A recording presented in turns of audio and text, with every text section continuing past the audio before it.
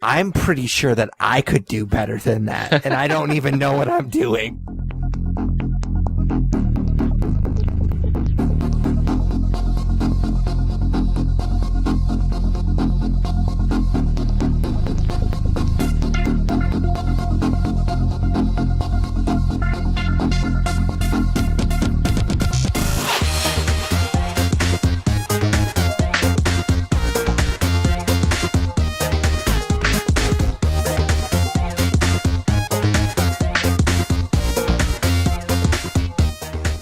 Welcome to another episode of the Nerds You're Looking For podcast, a weekly nerd culture podcast that discusses nerddom through various segments.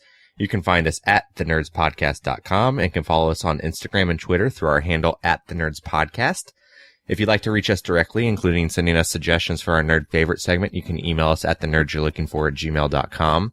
Additionally, we have a YouTube page under the Nerds You're Looking For banner, and each of us have a Letterboxd as well, which is basically social media for watching movies. I'm at that Tyler Hunt on Letterboxd, and my co-host Pat can be found at the Nerds Podcast.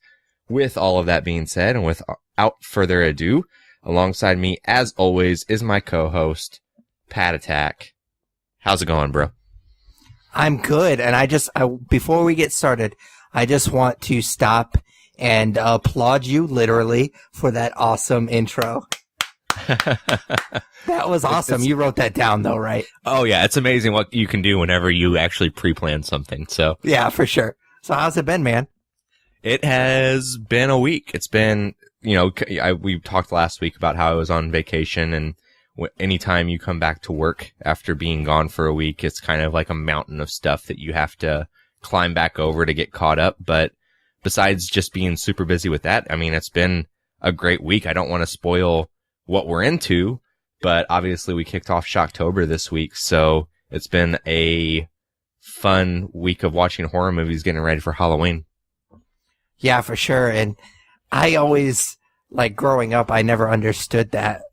And you can't understand that until you actually have a big boy job or a big girl job. When you go away for an extended period of time, coming back is ridiculous. You either have to, leading up to it, you have to really work hard and get yourself caught up, or you're just going to come into a shit show when you get back. And I never really understood that until I started working my current job. Yeah, it's a pain in the ass, and it almost makes you feel like you shouldn't take vacations. But if I hadn't taken that trip to Disney World and kind of reset my brain for the holiday season, I'd be in a weird place. So I'm glad I did, but it's just a lot of work to get caught back up. Yeah, for sure. And it sounds like you're going to have a fairly busy weekend. We are recording this Saturday night, which is unusual for the two of us. And I just got back from a awesome college football game that my buddy and I, Jeff, who we're still friends, even though he ratted me out about the how high thing. We talked about that for sure. That came up for sure. But, yeah, we're still friends, and we went to a college football game, and it was a lot of fun. And I'm actually driving back there tomorrow and to just hang out and watch football with him again, tomorrow. So that'll be fun. And I know that you're going to a football game as well tomorrow. So it's going to be kind of a busy week or a busy weekend for the both of us.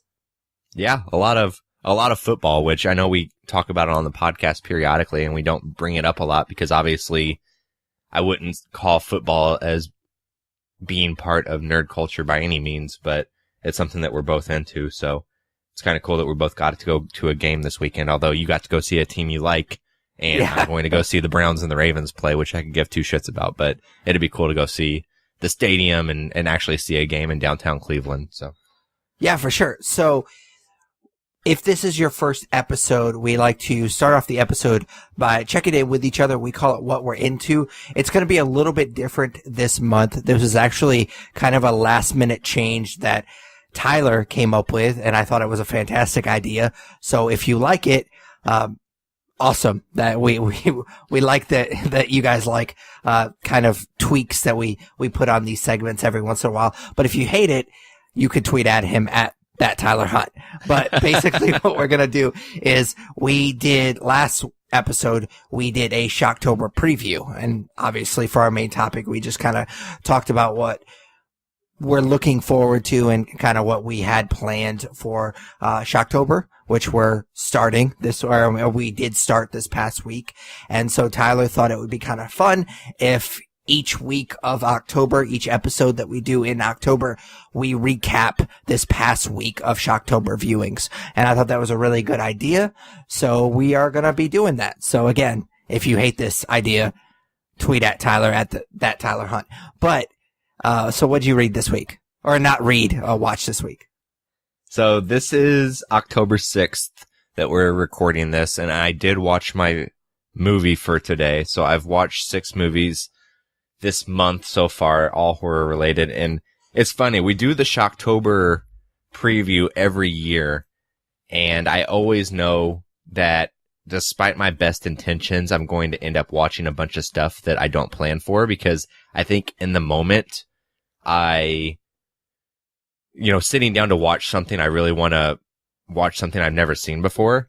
So there's been years where I don't get to some of my staples, or there are some repeat viewings that I don't get to, but I'm happy to say that this first week of Shocktober, only one of the films that I watched was a new viewing. Everything else was something that I've seen before, and something that I guess, well, we'll get into it. I don't know that I'd call them all classics by any means, because a couple of them are newer, but they're all movies that I've seen. So I started off October 1st with probably the best outer space horror movie of all time, which is Alien.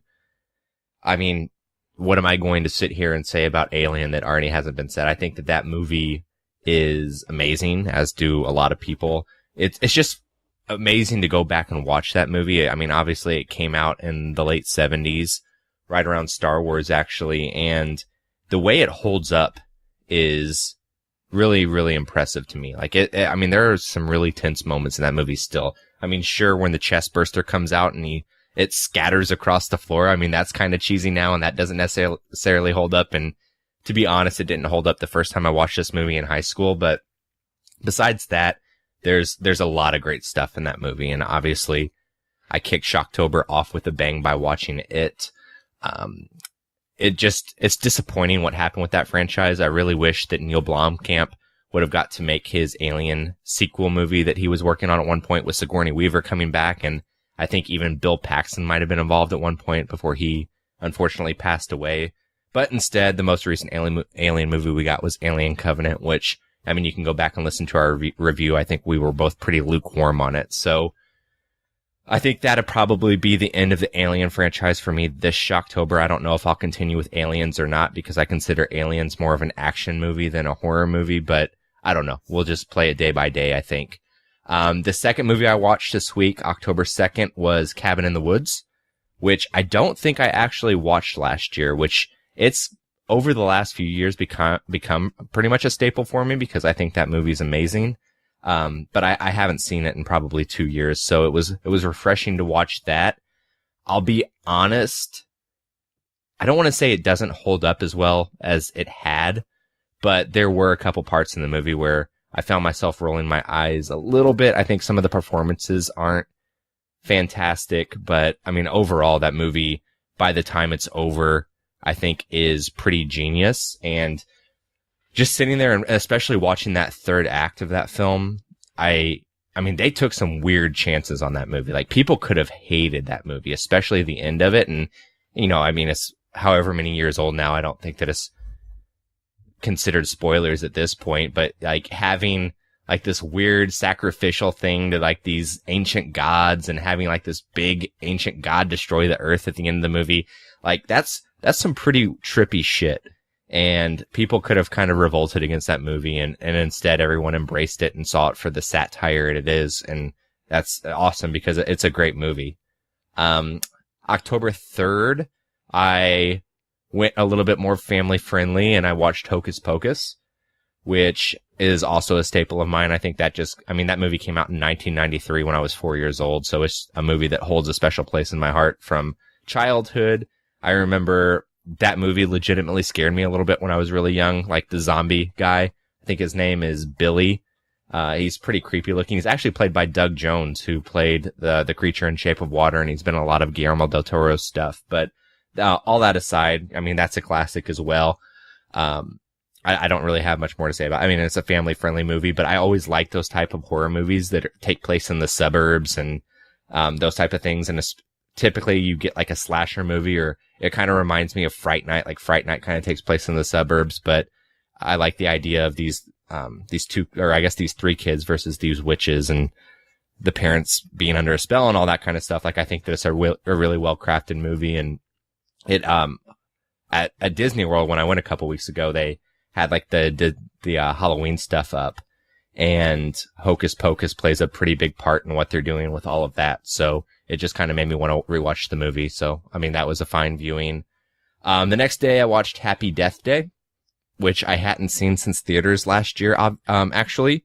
So I don't know if we reviewed it or if we talked about it for what we were into, but either way, I had forgotten how charming, funny, and honestly just like what a good thriller / mystery that movie was. I really enjoyed it, and it was a great repeat viewing, and I know that the sequel comes out next year, and I don't know if we talked about it in Nerd News or not, but it's going to be called Happy Death Day 2U. Get it? Because of the 2? Yeah, that's stupid. Yeah, that's clever. Clever, stupid, tomato.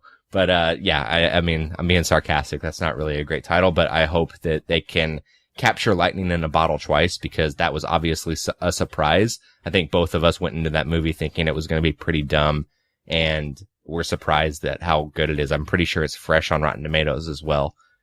Let's see. That brings us to last night. Last night I watched a movie that came out last year as well. It's called The Babysitter, which is on Netflix. It's a Netflix movie. And if you go back and listen to me talk about that movie for what I was into one week last Shocktober, you hear me pretty much give that movie a blowjob.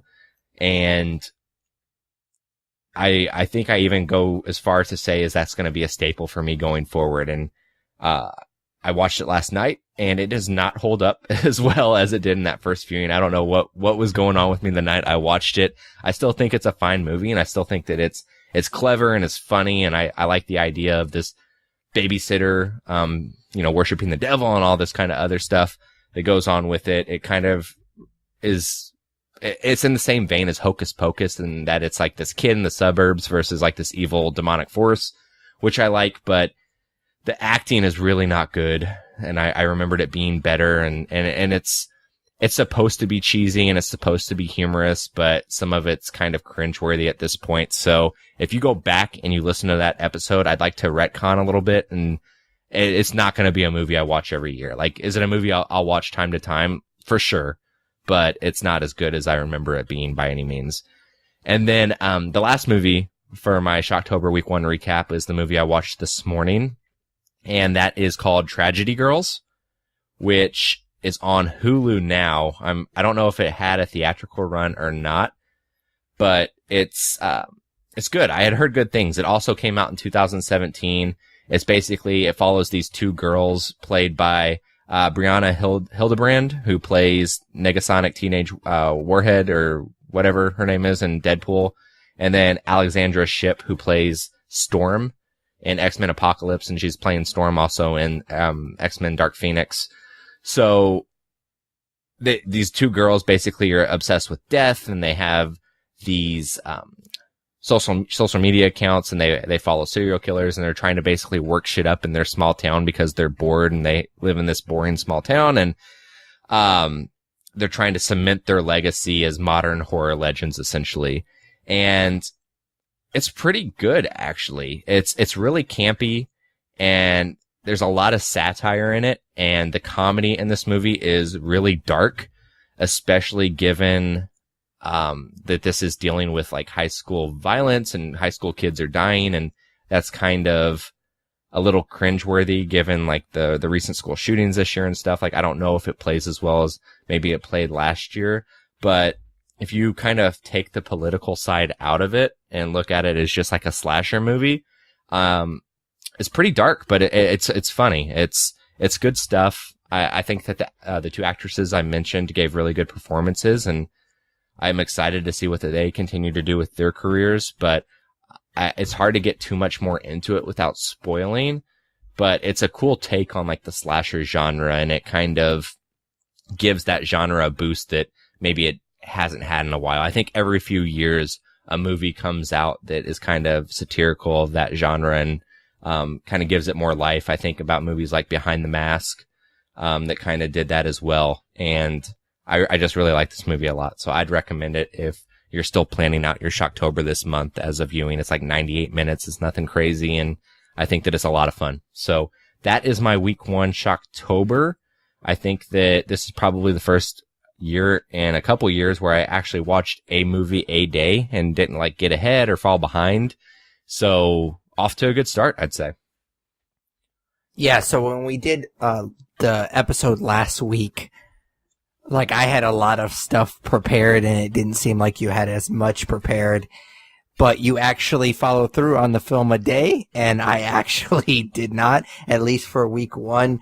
Like I said, I did go to a football game last night, and so I basically I took a half day of work on Friday. I came home because Assassin's Creed Odyssey came out on Friday, and I streamed that for like a little over an hour, and then I had to drive to Louisville to go to the game, and I didn't get back until this morning. So that's my excuse. But yeah, I have 4 movies that I've watched so far for Shocktober. Of course, we're going to review Venom later, and I don't really consider that a Shocktober viewing.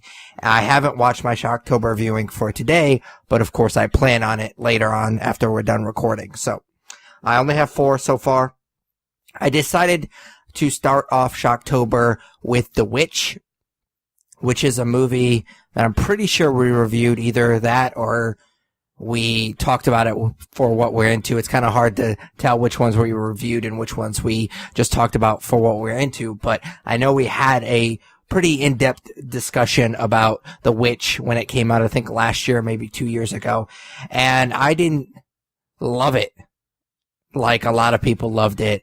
I thought that it was too slow of a burn, and I wanted to give it another shot because everybody loves it quite a lot. So I wanted, like I said, give it another shot, and I did that, and I definitely appreciate it a lot more the second time around.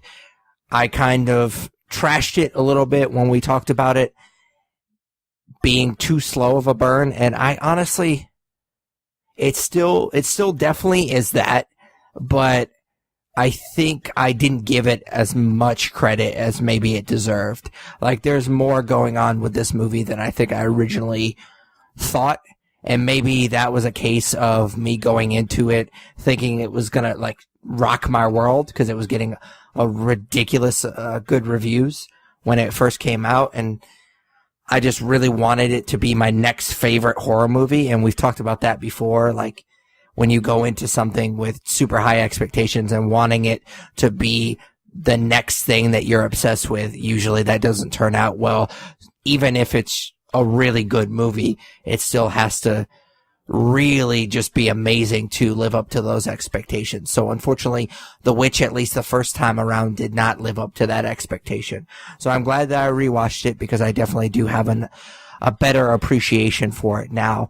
I still don't love it, but I definitely like it a lot more than I did the first time. Then I followed that up day 2 with The Purge, which is part of what I called my franchise review. I want to go through some Blumhouse movies. We talk about a lot about Blumhouse on this podcast, and I wanted to go through and rewatch some ones that I had already seen before and pick a few that I hadn't seen before. And this was one that I hadn't seen before. And honestly, when this movie first came out, I thought it had a pretty interesting concept. I do definitely give credit when credit is due for movies that try to do social satire. I talk a lot about how I love my sci-fi with a lot of social satire. That's why I love Planet of the Apes franchise as a whole, because it has a lot of that in it.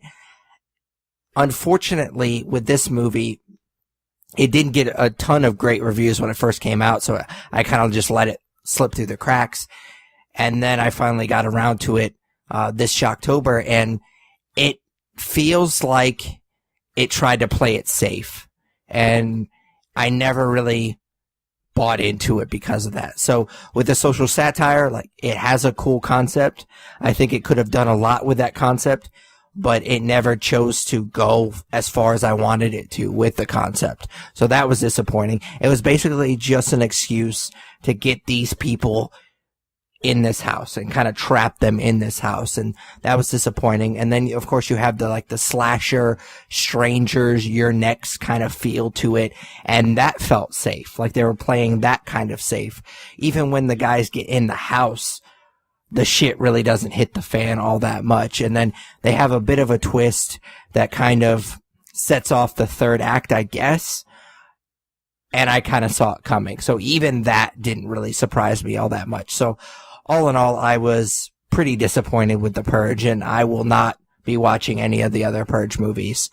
And then the third day, this would actually have been what I was into if Tyler hadn't come up with the idea of just kind of recapping our week of Shocktober, each episode. That is Mandy, which is a new Nicolas Cage movie that I'd heard a lot of great things about. Basically, what this movie is about is Nicolas Cage and his wife or girlfriend, they never really make it clear. They live in this remote cabin in the woods, and they're terrorized by this crazy religious cult. And I really, really wanted to like this movie a lot, kind of how I felt going in with The Witch. And again, I don't know how many more examples I need to not have like super expectations for something just to be disappointed, because that is exactly how I felt about The Witch, and that's exactly how I felt about Mandy. Is I really, really loved this movie. I really wanted to love this movie. I actually blind bought it digitally, which I talked about a while back. Like, I stopped blind buying stuff because I always get disappointed by it. But I was like, it's not going to happen this time. I'm going to love this movie. Edgar Wright on Twitter said that it was great, so I'm definitely going to love it. And there are things about this movie that I really enjoyed. I just think that it was a little too self-indulgent for my taste. I talked about this a little bit when we reviewed Solo, and then I've watched that movie since then. And that first scene, I think I even tweeted this out, it feels like the filmmaker just found like the dark blue Instagram filter. And that first scene, it just feels like they just had that dark blue Instagram filter on. And color plays a big role in this movie, but there are some scenes where I'm just like, come on, man. Like, it's just like bright red.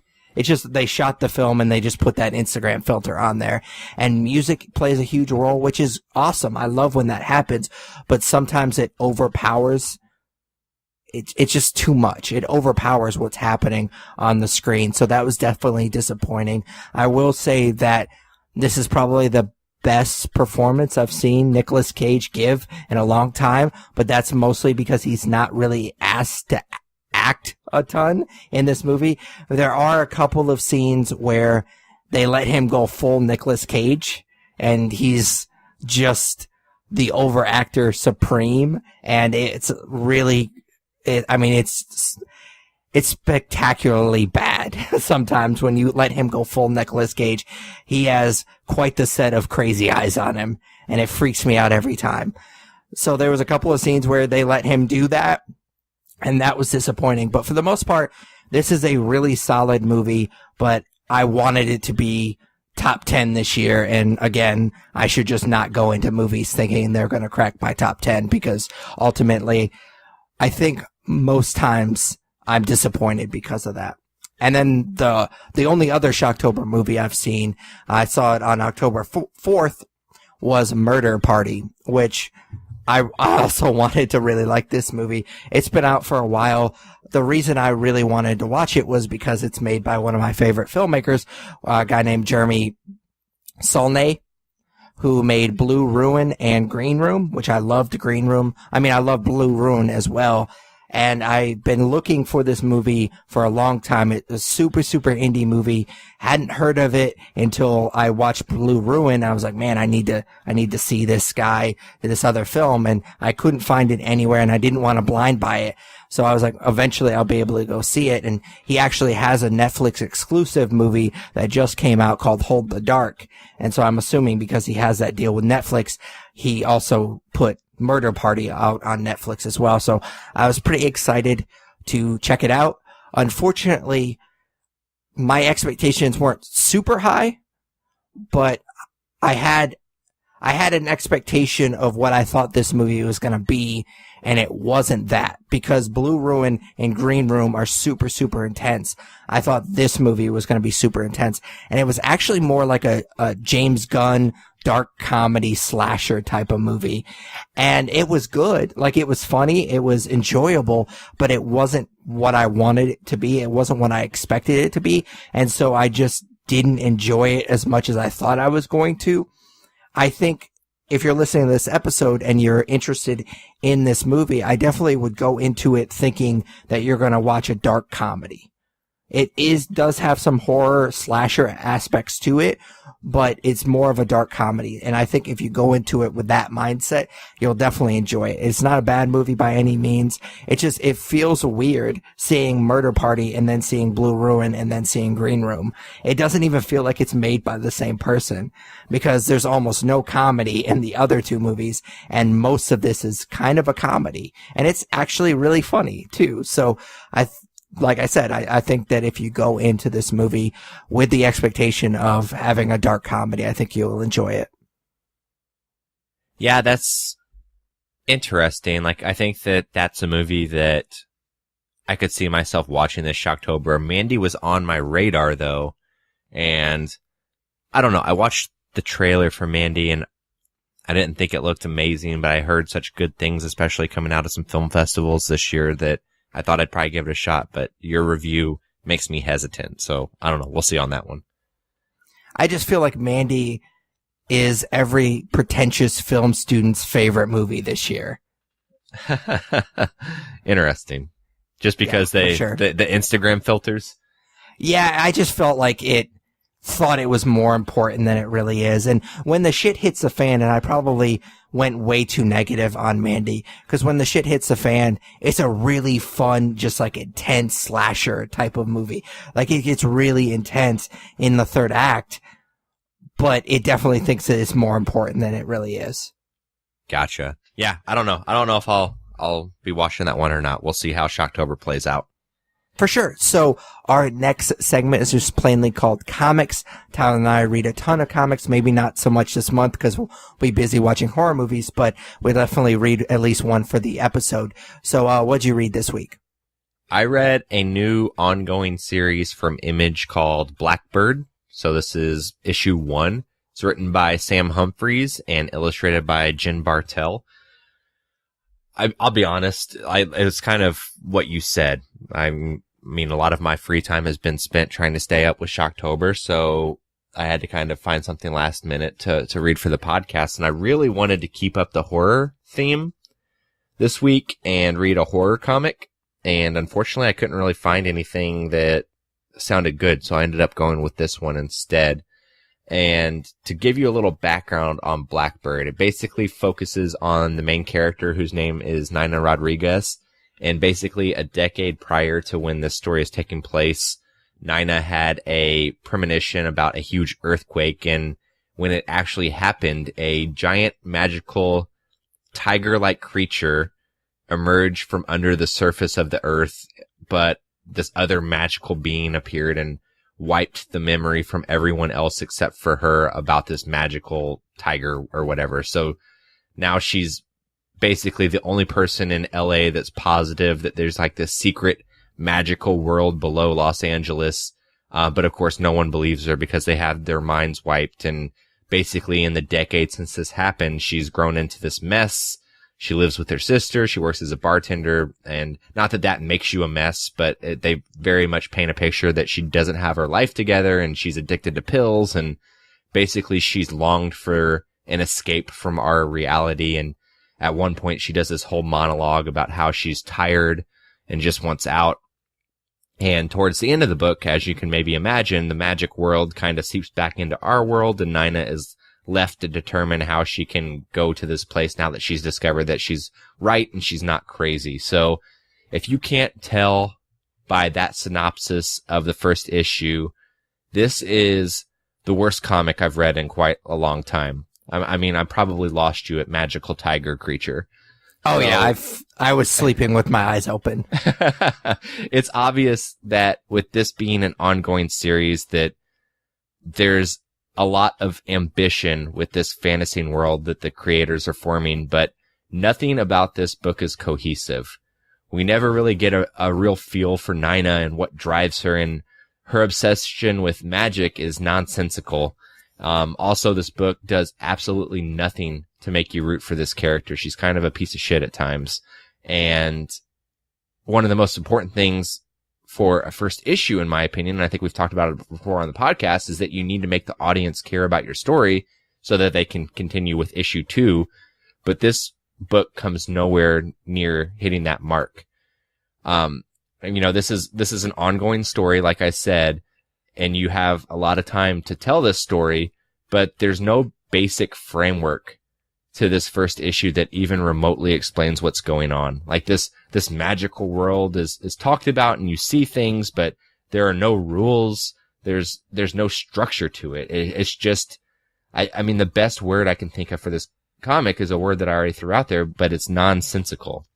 It's just a strange book, and I don't really know what the creators were going after here. And I was looking at comicbookreviews.com, and it's gotten pretty good reviews from some critics out there, but to me, it's I don't know, man. It's really convoluted and dumb. From an art perspective, it's a bit cartoony for my liking, but it's by no means bad. Like, I definitely think that the artist Jen Bartel has a lot of talent. It's almost like the art doesn't match the vibe of the story that they're going with here. So, that's my issue with the art, with the art. But yeah, overall, I would say skip this one. It's definitely not great. It's a weird fucking book, man. Yeah, it sounds really, really stupid. Yeah, I've noticed too, like, whenever we talk about comics on this podcast, like, if it's a bad book, it's kind of hard to talk about how bad it is. Like, I could probably have ended that review of that comic with magical tiger creature and been done with it, because that's where the book lost me. But yeah, it's just the needle that goes through this story, just, it's bad, man. It's awful. Honestly, I think one of the problems with trying to review a comic book is you're reviewing a piece of a story. Sure. And so, especially with comics, one thing that I always talk about is you have to have something going on. And the worst, as far as I'm concerned, like the worst comic books to review are the ones that just nothing happens. It's just really boring. So it's like, I didn't get anything out of this book. How am I supposed to talk about this for 5-10 minutes? Because I don't even know what I just read. I read nothing. I just wasted 15 minutes of my time trying to read this book that nothing happened. And those are the things that I have the worst time reading. I'll read a comic sometimes and I'll be like, nope, I can't talk about that because it was just nothing happened. It wasn't good. It wasn't bad. It was nothing. And so I was just like, I can't talk about that book because I have nothing to say about it. Yeah, and that's kind of where I'm at with this book. Maybe I should have read something else after I finished it, because when you take 25 or 30 pages to tell such a thin story and give such a thin outline of what's going on, you're right. It's extremely hard to talk about. So yeah, I mean, definitely skip Blackbird #1. It's not great. But all that being said, what'd you read? I read a new Dark Horse comic called Death Orb. I actually originally, and I don't know if they did this at your theater, but they were actually giving out a comic book adaptation. I don't know exactly what it is because I haven't read it yet, of Venom. When you go see the Venom movie, they were actually giving out a Venom comic book that tied in with the movie. And I was like, oh, well, it'd be kind of cool since we're going to review that movie. I'll read it. But spoiler alert, after watching that movie, I was like, fuck that. Like, I will eventually read that comic book, but it's not something that I necessarily think is very good. So luckily I had kind of read this as like a backup plan in case I didn't have time, or in this case, didn't feel like reading that book right away. So, Death Orb, like I said, is a Dark Horse published book. It was written by a guy named Ryan Ferrier, and the artwork was done by Alejandro Aragon, which I'm not sure if that's how you pronounce his last name, but I just went with it. Anyways, this book is kind of a Mad Max esque, like post-apocalyptic world. That's where it's set in. And there's this guy who is frantically trying to find his wife, but he's also being chased by what's left of the government. So I'm going to kind of sound like a hypocrite when I talk about this book because, like you briefly mentioned when you were talking about your comic, there are certain things that we expect from a number one, and I don't necessarily think that this book did a bad job of that. But after I was done reading it, I was just like, I didn't really care about this book. Like, there's plenty of action, there's plenty of plot, the artwork is great, but then when I got done with it, I was just like, it did everything I wanted it to do, but I just didn't really connect with it. And I read this book a couple of days ago, and I really just have been thinking about, like, why didn't I connect with this book? Like, it did everything I wanted it to do. And the more I thought about it, the more I came to the conclusion that we have so many of these post-apocalyptic books that just because you make a book or a movie or TV show post-apocalyptic does not mean that it automatically makes it interesting. If you were to close your eyes and think of post-apocalyptic or Mad Max or whatever, you would think about what this book looked like. There was nothing about it that made it unique. And maybe we will get that in further issues. And I definitely think that this book, like I said, did a good job of, there's enough plot development and there's enough action to keep me at least interested in that respect. But there's enough mystery behind, like, what's wrong with his wife? Why is his wife gone? What is he doing to be chased by these government officials? So there's enough intrigue in this book, but it's just, the setting does not automatically make it interesting. And that was my biggest complaint. Was I've talked about Oblivion Song, and now I don't know if I would necessarily classify that as post-apocalyptic, but when it created that world, it looks a lot different than just your generic Mad Max Fury Road-esque post-apocalyptic world. And that's what this world looks like. And it just, I've seen 100 other things like it. And again, just because you make it post-apocalyptic doesn't make it interesting. And I'm not going to continue with this book. I would suggest maybe if you're a fan of that genre, maybe you might get a little bit more out of it than I did, or maybe you might actually get less out of it because, like I said, it's pretty generic, but it didn't necessarily do anything bad. It just didn't bring anything else to the genre. Yeah, I mean, I think we've talked about it with other books on this podcast before. That there's certain genres that have become very saturated, and the post-apocalyptic genre has been oversaturated for quite a long time. So I think that that's part of the problem. I think that zombie books probably fall into that camp as well. But, yeah, I mean, it doesn't sound like it did anything new or revolutionary, so I definitely won't be reading it as well. For sure. So what's nerd news this week? So a few stories, nothing crazy. There was a new Into the Spider-Verse trailer this week, that was attached to Venom. I was actually a little late to Venom. I got there with only like one or two trailers left and did not see it, but we had spoke before the podcast started going, and I felt like it should be brought up, and I know that you saw it, so I know that you and I both have pretty high hopes for that movie. So how was the new trailer? I really liked it. I'm super psyched about this movie for many reasons. First of all, I think the Spider-Verse stuff is a really interesting story, and I'm glad that they're telling it. It just has such a unique animation style to it. And not just the animation style, but also just the style, the artistic style in general. Just the way that they want to tell this story. And I'm also kind of lumping, and we might get into this, we might not, but there was kind of a trailer sort of thing after Venom, like a stinger after Venom that had Into the Spider-Verse. Like basically they cut a scene from that movie and put it at the end of this movie. And so I'm kind of grouping those two things together, but the story sounds really interesting. The artistic style looks really interesting, and I'm just really psyched for it. I love John Mulaney as Spider-Ham. I think that's awesome. So yeah, I'm really excited for this movie. Yeah, so I'm excited based on that first trailer, and I know that there was the stinger at the very end of Venom that contained some more footage from the movie, but spoiler alert for our review, I was kind of over the whole fucking thing, especially after the mid-credits scene with Venom, so my wife and I decided not to stick around for that, and I wish that I would have in retrospect because I am excited for that movie, but it's good to hear that all of the material that comes out for it continues to look good.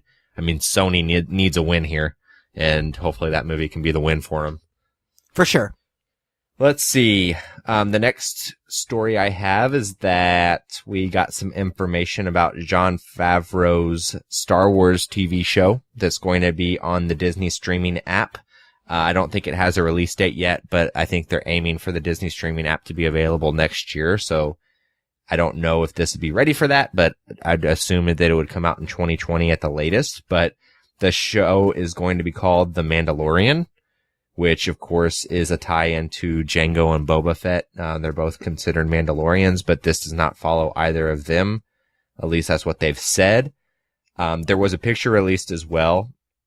I don't know if you saw the picture, but I mean, it's the Mandalorian armor. It's just more like a brown and silver tint to it. So, definitely different from Boba Fett, but it does take place after Return of the Jedi, and it's supposed to take place kind of far away from the reach of the New Republic. So I guess you could almost consider it kind of a Western in that sense. But it's basically going to be 8 episodes, and they've announced the directors for the 8 episodes. So there's a couple that stick out. What's interesting to me is that Jon Favreau actually isn't directing any of these, which is strange. Unless, yeah, I don't know. I don't know what I guess maybe has a role in writing and producing, but he's not directing. He's not even directing the pilot. But what I love is Taika Waititi is directing one of the episodes. Bryce Dallas Howard is also directing an episode, so I don't know if this is her first foray into directing or not, but hopefully she'll be able to bring some cool stuff to it. It looks like a guy named Dave Filoni is directing 2, and I know one of these, this is going to put a hole in my nerddom, but there's a guy involved at Lucasfilm was very involved with Clone Wars and with Rebels. And there's a couple of people that are directing that. I think one of them did Clone Wars and the other one did Rebels. Gotcha. And so one of them is, I'm assuming, Dave Filoni, and the other one's probably this Rick Famuyiwa, I'm assuming, because he's directing 2 episodes as well. But obviously I'm a little biased here, but I think the one I'm most excited for is, of course, Taika, just because I've loved everything he's done, and I think he's brilliant. So I'm super excited for this show. It's obviously the first live action Star Wars show that we've gotten. And yeah, I think the Mandalorian, is a cool concept to tackle, because obviously this is going to probably have a lower budget than the movies, it being a TV show and it being something that's just being streamed. But I'm excited. I don't know about that. I heard 100 million. Are you shitting me? Yeah. For 8 episodes? Yeah. Man, good for them. Fuck it. Disney has the money. Why not spend it, I guess? Yeah, for sure. But I think you hit the nail right on the head when you said the Western. Like a Star Wars Western. That, just take my fucking money right there. That sounds awesome. It just blows my mind Jon Favreau's not actually directing an episode. Yeah, that is kind of weird. Whatever. Fuck it. And then the last thing I have is, so the elephant in the room is going to be that we're not talking about the new 5-minute Aquaman trailer. And I'll be honest, I just didn't have 5 minutes this week to devote to a new Aquaman trailer. So, I mean, I'll get around to it. I will never, ever have 5 minutes to devote to an Aquaman trailer. I mean, in all fairness, we're reviewing the movie, so you're going to have it 2 hours to devote to Aquaman. No, I'm going to review the first 4 minutes, and then that will be it. All right. Well, I can't wait to see how that goes. But there was also a different trailer this week for something DC oriented, and I thought that there was more weight to it before I actually watched it this afternoon, but I still wanted to bring it up. So they released a 50-second, 1-minute trailer for the new Harley Quinn cartoon that is going to be on the DC Universe app. And they also, of course, announced some voice actors that will be part of that project. The most prominent being what's her name from Big Bang? Kelly Kuuko? Yeah, something like that. It doesn't matter. I don't know. The blonde girl from Big Bang Theory. She's going to be voicing Harley. So with that being said, in this trailer, you kind of get your first taste for, I guess, what the show's going to, like the tone of the show, I guess you'd say. And it's basically Harley Quinn and it's Poison Ivy and Arkham, and they're kind of going back and forth. And it almost seems like they're going after it like from like a Deadpool perspective. Like, you know, the entire thing, she's breaking the fourth wall. She makes a joke about, unlike the Deadpool cartoon, this show's actually coming out. And she said that it's going to be a lot of fun. Even though the TV shows and the movies in the DC universe aren't a lot of fun and they're super dark. And then she like makes another joke about how that's okay though, because obviously, you know, DC owns this property too. And it is actually kind of funny, but it almost seems like they're trying a little too hard too. Batman does show up in the trailer as well, at the very end, and he's voiced by Diedrich Bader, who voiced, Batman in the Brave and Bold series. So I thought that was a cool kind of tie-in, but I mean, it's hard to get too much of a feel for a show in 50 seconds to a minute, but I think that there's a little promise here. But like I said, it almost seemed like they were trying a little too hard as well. So we'll see. Yeah, I didn't see this, and I probably won't see this show because I won't get the DC streaming service. I'm going to get the DC streaming service next week when Titans comes out. So, and Titans is getting some pretty good reviews so far. I think they showed the first 2 episodes at New York Comic-Con this weekend, and it got some praise, but I mean, that's happened with movies before. So we'll see if that actually comes to fruition or not. But, and for what it's worth, her name is Kaylee Kuuko. So I don't know what I said. I might have said Kelly, but in all fairness, who gives a shit? Yeah, she's on Big Bang Theory. All right, man. That's all I got for nerd news. All right. So like we've been kind of teasing a little bit throughout the episode, we are going to be reviewing Venom, which is directed by Ruben Fleischer. Is that how you pronounce his name? I don't think I've ever heard his name pronounced before. Sure. Sounds good. He did Zombieland, and he also did 30 Minutes or Less. Venom is about a struggling reporter, Eddie Brock, who is, of course, played by Tom Hardy. When his life is falling apart, he is contacted by a scientist played by Jenny Slate, who is haunted by the work she is forced to do by her boss, who is played by Riz Ahmed. While investigating the claims by the scientist, Brock is exposed to an alien symbiote that calls itself Venom. So, we were both pretty skeptical that, especially when this movie was first announced, because I don't know if this had anything to do with the Sinister Six movie that was kind of tied in with the Amazing Spider-Man, and then when they got rid of that, they were still kind of tossing around the idea of still making the Sinister Six movie, and then it kind of, from my perspective, it kind of morphed into Venom and trying to have like a Spider-Man villain universe that's separate from what they're doing with the Marvel Cinematic Universe, kind of Sony doing their own thing with the Spider-Man villains, and we were both pretty pissed off, and we didn't think that it was going to work. But the more I heard about this movie and the more they kind of sold it as, oh, we're going to try to create this like horror universe with supervillains, and I was definitely intrigued by that because, of course, they're going to be doing Morbius, and they talked about maybe doing Kraven the Hunter as well, and those are characters that I think are definitely very, very interesting.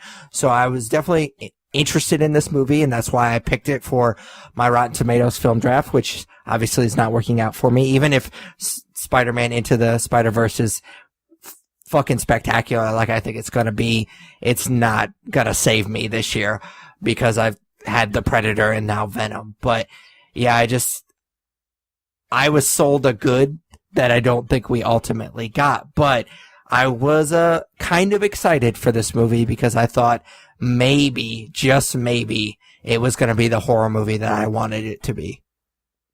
Yeah, I mean, you can go back to a lot of past episodes as we kind of talked about this movie through Nerd News and hear how skeptical I was and how bad I thought of an idea this is. And I think that I was given a little bit of hope when Tom Hardy was cast because I think he's a good actor. And then, of course, Michelle Williams was then cast, who is a great actress. And I started to get pretty excited. I think that the first trailer was pretty lame, but then as we saw more and more of what Venom was going to look like, it looked pretty true to the comics.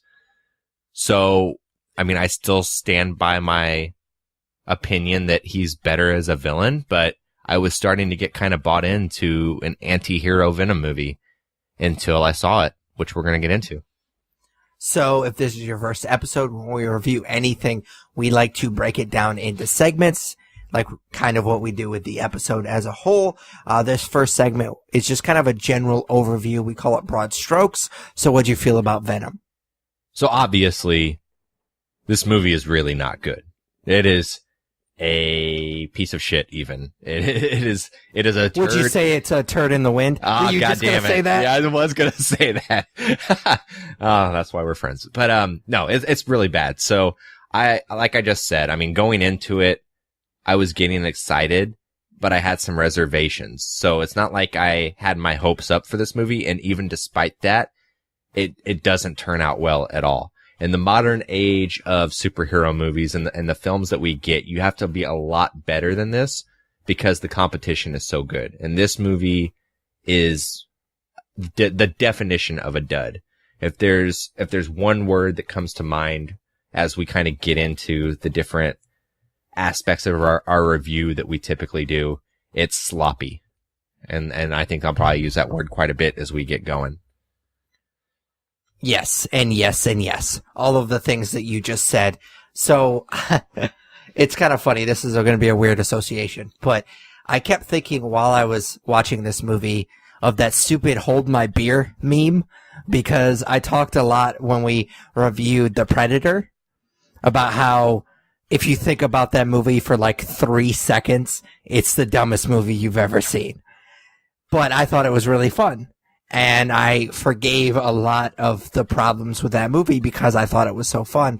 And I thought to myself, they can't possibly make a dumber movie this year than The Predator. And then I kept thinking about the Hold My Beer meme because this movie did that. Like, it proved that you could make a dumber movie story-wise than The Predator because, I mean, man, this movie is so stupid. It's so stupid. I mean, we're going to get into it with the story here in a little bit, and I'll give you particulars when we talk about it here in a second. But I literally, I don't even talk that much during movies. Like, I almost never do. And my wife has been going to a lot of movies with me recently. I have finally convinced her to get her own A-list. And so we have been going every once in a while to movies, once or twice a week for the last couple of weeks. And I turned to her. This isn't a full theater. And I just turned to her and I was like, this is fucking stupid. Like, that's how much I was just like, God damn it, this fucking movie. Yeah. I mean, I apologize to my wife for having her go see this movie with me. Yeah, it's that bad. So let's get into the story. Obviously, we didn't like it, but let's kind of trash this movie a little bit as far as the story is concerned. So, I mean, like I just said, everything about this movie is sloppy, especially the storytelling. Throughout the entire film, there's a lot of character choices, and 90% of them don't make sense, which is disappointing because I think the movie starts with some promise in the first act before unraveling towards the end of the first act and then into the second and third act. I think once Eddie gets in contact with the symbiote, the biggest issues for me start to kind of come to fruition. I don't want to spoil anything, but as you kind of explore this relationship between Eddie and Venom, the turn from villain to hero doesn't make any sense at all. And it's literally, honestly, just because the symbiote changes its mind at one point off screen. For no reason. Yeah, off screen. For absolutely no reason. Yeah. I mean, it's dumb character moments like that make up the entirety of this movie. And again, that just comes down to it being sloppy. Another storyline problem that I had was with Eddie's relationship with Anne, who's played by Michelle Williams. Spoilers, they break up towards the beginning of the movie, and that breakup doesn't make much sense to me because they were engaged and, you know, Eddie fucks up and that kind of is what leads to them breaking up. But I don't think it's a big enough fuck up to call off an engagement. But what do I know? But anyways, then they have this super weird relationship throughout the rest of the movie that does not make any sense at all. I mean, as I talk about this movie, I realize that I keep saying that certain story points don't make a lot of sense, but honestly, that's a pretty good summary of what happens through this entire film. And, you know, this is where I didn't want to say I told you so, but I told you so about trying to do a Venom movie without Spider-Man.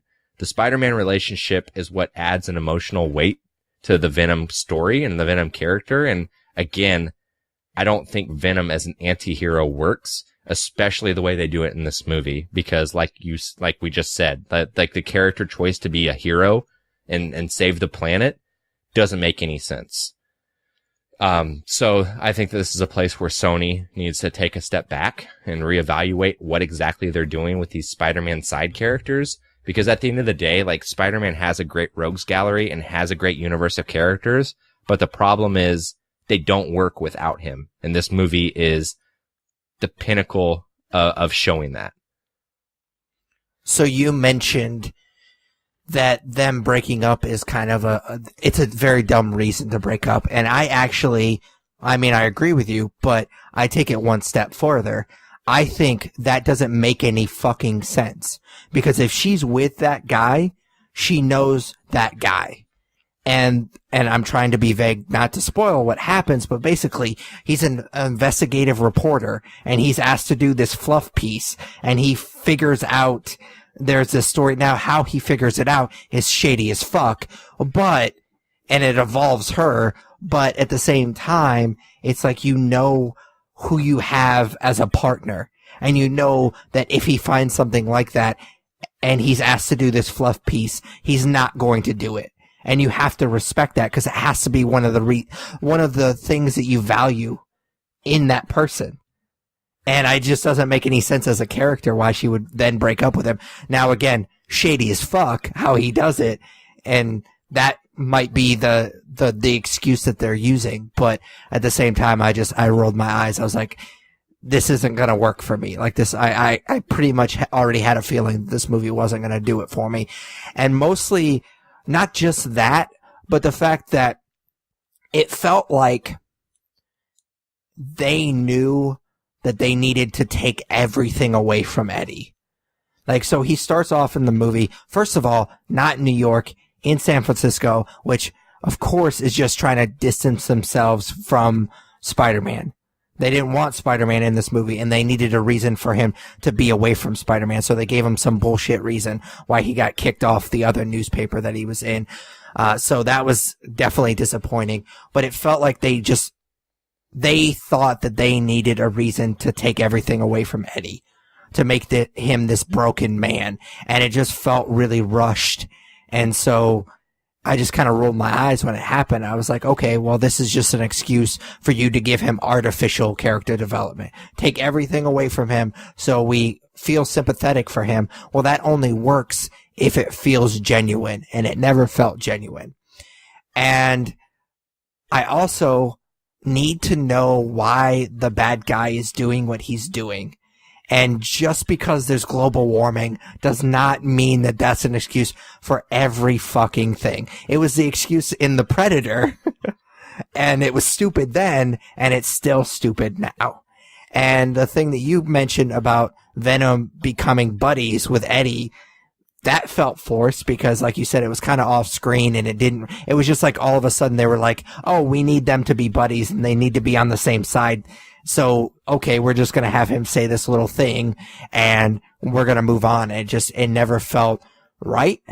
And I don't know there was other things like, and I could sit here and nitpick this for an hour, but at one point they mentioned that Venom might actually be killing Eddie. And so they get rid of Venom, like they get him detached from Eddie, and then he, of course, because it's the Venom movie, he has to be attached to Eddie Brock. He eventually gets attached again, which was a really stupid scene. And they completely dropped that. They never mentioned it again. Like, he never asked, oh, by the way, are you killing me again? And it never comes up again. And it's really silly. There's so many plot holes. Like I said, with The Predator, if you think about that movie for 3 seconds, it's the dumbest movie you'll watch this year. I think if you think about this movie, these plot holes for more than a second, it's the dumbest movie you've seen this year. Yeah, I mean, by the end of the movie, Venom and Eddie are like frat bros. Oh yeah. And you're right. They completely avoid that whole story point of Venom is killing Eddie. And I'm glad you touched on the villain as well, because I forgot to mention that in the story. His motives are so dumb. Like, he's sending these spacecrafts into outer space and they like find this alien life form, and his first thought is like, yo, we should put this on people. Like, yeah. and they don't explain why. And it's dumb, and they expect you to just go along with it because everybody loves Venom, and that's not okay, especially, like I said, with the way that comic book movies are made now. Like, they're just too good to shovel this kind of shit at us. And what sucks is, as I was watching this movie, I was thinking they had a decent horror movie.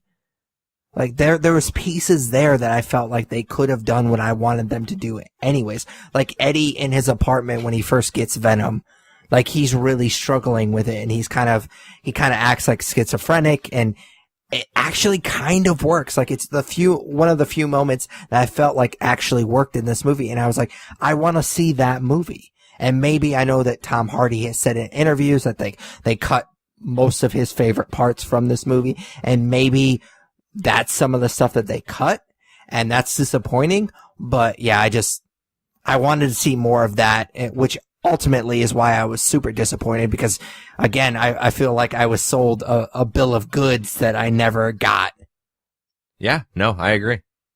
All right, so moving on to performances, I actually, considering how much I disliked this movie, I actually don't think that there was too many bad performances. It was just, there was a lot of good actors and actresses that were just like phoning it in. Like, they weren't bad because they're so talented. Like, I don't know if it's physically possible for Michelle Williams to be bad, but the actress that was in Manchester by the Sea is nowhere to be found in this movie. And again, this kind of goes back to conversation we've had before, is it bad acting or is it bad material? And in this case, because there's so many good actors and actresses, my guess would be it was really bad material. Yeah, no, I completely agree. It's funny because I guess Michelle Williams has been out doing interviews for Venom, and she said this was one of the most respectful sets that she's ever been on in her career. But unfortunately, they did not respect the movie or the character or anything that was going on screen. So that being said, I think that you hit the nail on the head with phoning it in. Like, we know that the actors and actresses in this movie have a lot of talent, but it almost feels like this was like a mortgage payment movie for them. Like, Michelle Williams is underused. She's phoning it in. Riz Ahmed is not good at all. And his character and his performance reminds me of a Scooby-Doo villain. I think Tom Hardy, I wouldn't say Tom Hardy phoned it in. I think that he goes for it, but it just doesn't work. I don't know that I necessarily would say that he's horrible, but there are definitely moments in the movie where his performance is laughable and not in a good way. The last person who I wanted to touch on from a performance standpoint is a spoiler, and I'm not going to spoil who it is or who they play or anything like that, but I'm sure anyone that's listening to this podcast that's paid attention to nerd news over the last year and a half knows who pops up in the mid-credits scene. And again, not going to spoil it for you guys, but that being said, if you've seen the movie and you know who I'm talking about, his performance is terrible, and it's a very lame setup for a sequel, and the actor in particular is cartoonish in his portrayal of this character. And granted, it's like 2 minutes, if that, but it's shit, man. And if that's the route they go for a sequel to this movie, which I'm assuming they'll do because this just like broke some record for box office this weekend. Like, it was October box office, so. Yeah, they've got a lot of shit to course correct. I hope that they don't consider this a win for them, because it's got a goddamn 30% on Rotten Tomatoes, and you can't sustain yourself with those kind of reviews because I guarantee all the people that went to see Venom this week aren't going to line up for the sequel. No way. There's no way. If it wasn't for this podcast, I wouldn't be seeing a sequel to this movie. Because I guarantee you, we will, if there is a sequel to this movie, which I'm sure there will be, we will be reviewing it. So, unfortunately. Yeah, for sure. But I hope that this isn't like, okay, we're good. Let's get that Morbius movie rolling and let's do that Silver Sable movie we're talking about. Like, they want to see it, because that's not the case. Like, this is probably the best character that they still have the rights to that they can play with, since they're kind of partnering with Marvel on the Spider-Man side of things. And they did a shit job. Like, if I'm Amy Pascal, I'm reaching out to Kevin Feige saying help with the from a story standpoint. Not even just like from the standpoint of giving Spider-Man into these movies, but just like, yo, like, help us do better. Just give it all back to Marvel, man. Yeah. Give it all back to Marvel and then take your cut of the box office, because you have the rights to the characters still. I mean, it's worked for Spider-Man for him, so that's, for sure. You're 100% right. So the last little bit that I want to talk about is the action, and I kind of want to group in the CGI, because there's a ton of CGI in this movie. So how'd you feel about Venom as far as the action and CGI was concerned? So I wouldn't say that this is a part of the movie that shines for me, because nothing about this movie shines for me, but I do think that some of the action was done well. I think that there was some cool stuff done with the symbiote, and it's the stuff that exactly what I think about when I think of the Venom character. So it was cool to finally see that kind of stuff on the big screen. But that being said, there is way too little of it. So the main action in the climax of the movie between Venom and Riot is so short that it feels completely insignificant in the grand scheme of things. Like, they didn't plan out their third act very well. And I think that at the end of the day, there's a lot more they could have done from an action standpoint that would by no means salvage a shitty movie, but it would have made it a little bit more entertaining to watch. I know you mentioned the CGI as well. I don't know. I didn't really have too big a problem with the CGI. There were a couple scenes where it was a little shoddy, but yeah, I don't really have an opinion on it, to be honest. To call the CGI shoddy in a couple of scenes is faint praise, because there was at least one scene that I can think of in particular that I was like, I'm pretty sure that I could do better than that, and I don't even know what I'm doing. And I'm going to point out the scene, so I'm not talking vaguely. There's a scene where they figure out how to get Venom off of Eddie Brock, and he's kind of like, almost like having a seizure, and it's just like flashing on him. It looks so fucking bad. So cartoony and just really, really bad. And I was just like, holy shit. Like, I threw up a little in my mouth when I was watching it. It was really, really bad. But as far as like Venom, I think this is the closest, I mean, it is for sure the closest we've gotten to what I think of Venom. I think that the action could have been a little bit better. I just, kind of what you said, or it's few and far between. It felt like there was just like this random car chase, and I felt like I was watching every other action movie that I've ever seen. And that's not what I want from a Venom movie. Like, make the symbiote make a difference. Like, I mean, he saves Eddie. Don't get me wrong. Like, he plays a part in that scene. It just feels like I'm just watching a Mission Impossible movie. Like, I don't know. It was kind of disappointing that they didn't find more reasons to have Venom be Venom in this movie. And even there's one scene where he's like surrounded by all these soldiers in this building, and then you kind of just see him like throw some soldiers around, but you don't really get a good glimpse of it. And that was kind of disappointing. Like, he's throwing like rafters on them and stuff like that. And I just, come on, like, anything could do that. And I wanted it to be more creative. And you're completely right as far as the third act is concerned. That felt like watching a Transformers movie, because you couldn't really tell what was going on. And the CGI itself was pretty cool, but the action itself was pretty shitty. So yeah, I think they definitely needed to plan it out better. And the one thing that I thought that I was going to be really impressed with going into this movie, at the very least, was I was like, it's going to be really cool to see Venom be Venom. And yes, it was cool, but there just wasn't enough of it. Yeah, I think you have a good point. I think a lot of the action was really dark for a reason, so that you couldn't tell what was going on. So very Transformers-ish. For sure. So, as we do with every movie or TV show that we review, we like to give it a star rating out of 5 stars. So, 3 stars is our bare minimum of what we kind of say is a recommendation. Obviously, both of our star ratings, I'm going to guess, is below 3 stars. So, what did you give Venom? I'm going to give it 2.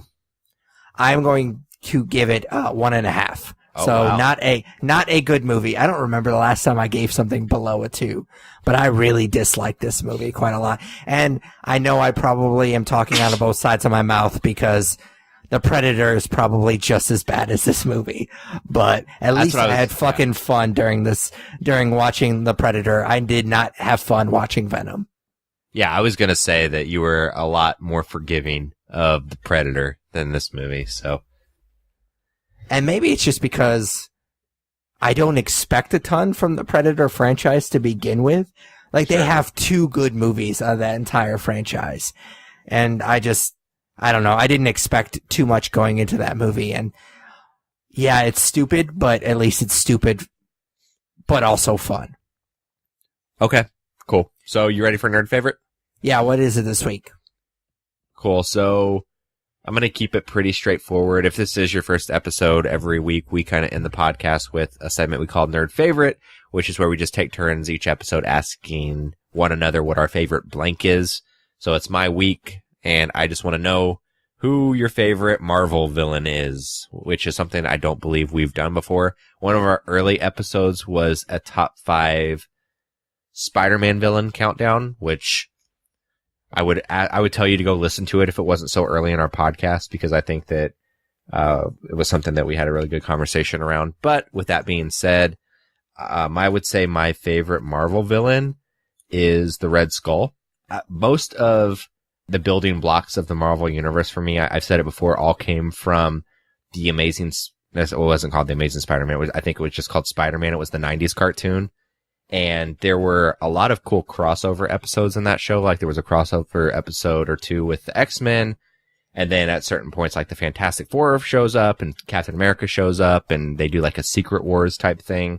And at one point in one of the Captain America episodes, like, Red Skull's a part of it. And that was my first introduction to the character. And for whatever reason, I really gravitated towards him. And then, of course, he's kind of gotten his dues a little bit in the newest movies.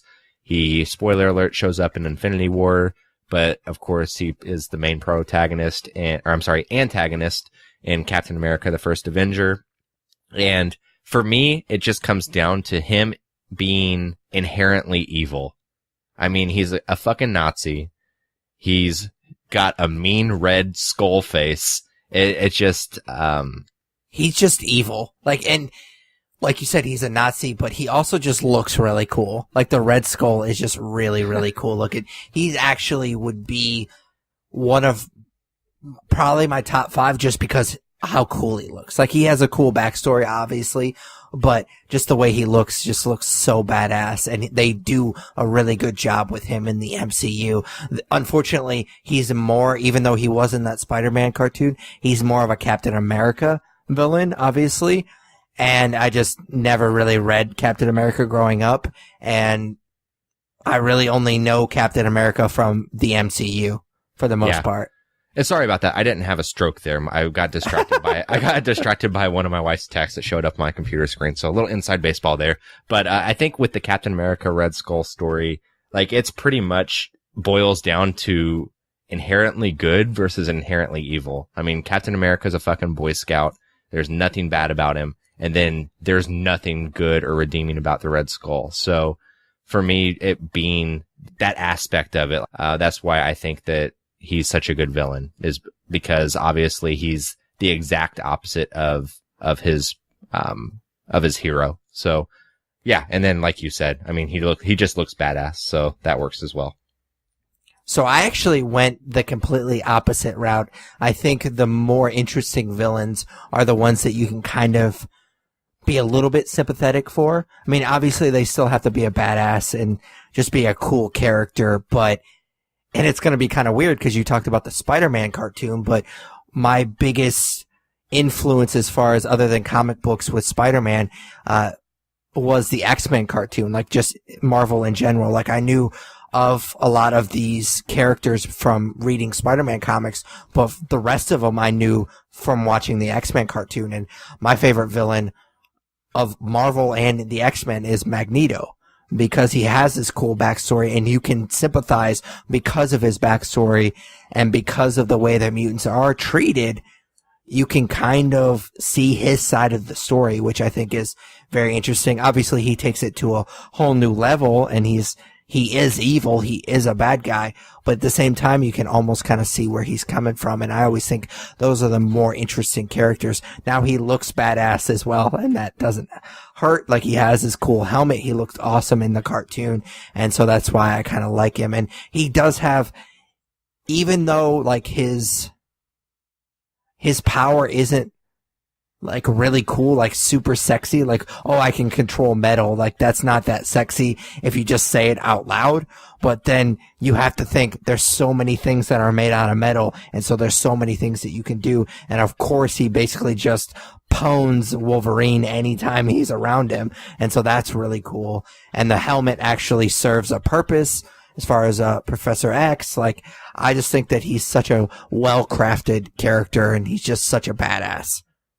Yeah, I was actually thinking about Magneto the other day, and specifically the scene in X2, X-Men United, where Mystique injects that security guard for Magneto's plastic prison with the iron, I think it is, or it's some That's kind such of a cool metal. scene.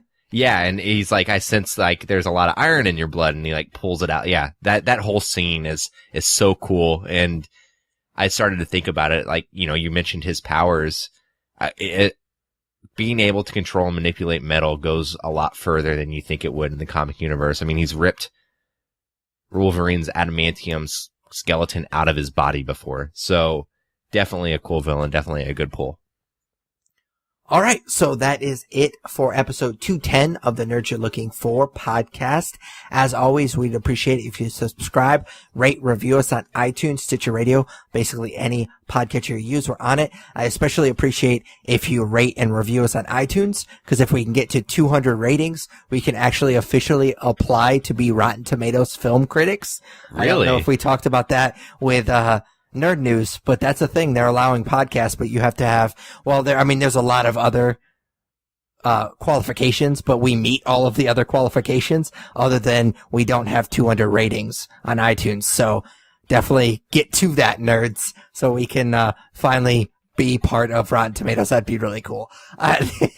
It'd be silly. We'd be the cunt radar guys, but yeah, I think it would be really cool. But anyways, you can also check out all of our content on our website, thenerdspodcast.com. I mentioned the star ratings. You can check out all of our star ratings that we've ever given a movie if you hit the nerd reviews tab on that website, thenerdspodcast.com.